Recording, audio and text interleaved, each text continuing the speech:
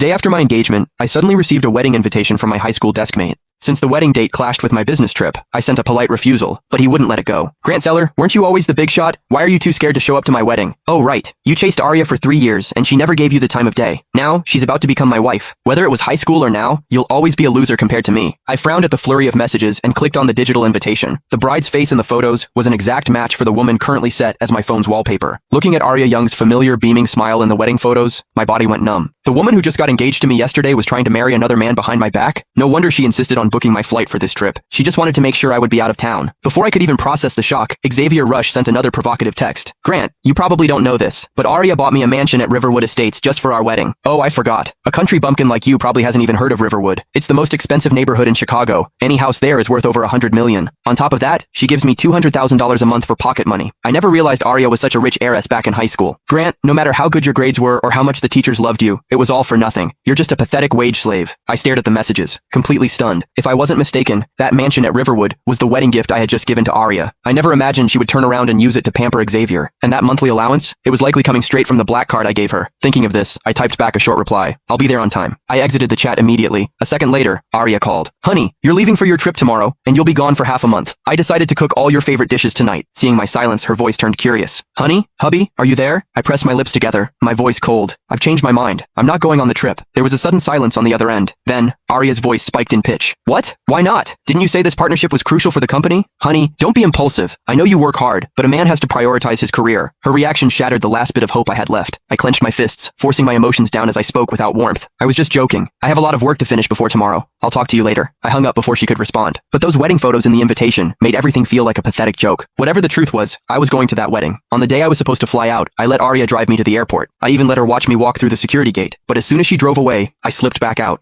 I checked into the very hotel where her wedding with Xavier was being held. On the day of the ceremony, I walked into the ballroom and saw a photo wall of the happy couple. There was a photo of them both in their high school uniforms. That was when I realized they had been together since our school days. I closed my eyes for a moment. When I opened them, they were cold and indifferent. Xavier arrived, looking sharp in a tailored suit. He was surrounded by a group of our old classmates who were busy kissing his boots. Xavier, you're the man. You actually managed to land the ice queen of our class. We went to school together for 3 years, and I never knew Arya was so loaded. Man, marrying a woman with that much beauty and cash? You're set for life. Different people have different fates, I guess. Xavier definitely won the lottery here. Listening to their flattery, I felt like laughing. Xavier, however, looked incredibly smug. We're all old friends. If any of you need help in the future, just call me. I'll do what I can. His words made the group cheer even harder. Suddenly, someone spoke up. Hey Xavier, I heard Arya's dowry includes a priceless jade scepter. When are you going to show it off to us? My breath hitched. That jade scepter was a family heirloom passed down from my grandmother to my mother. Before my mother passed away, she gave it to me to give to my future wife. I had told Arya exactly how much that piece meant to me, and yet, she had given it to Xavier.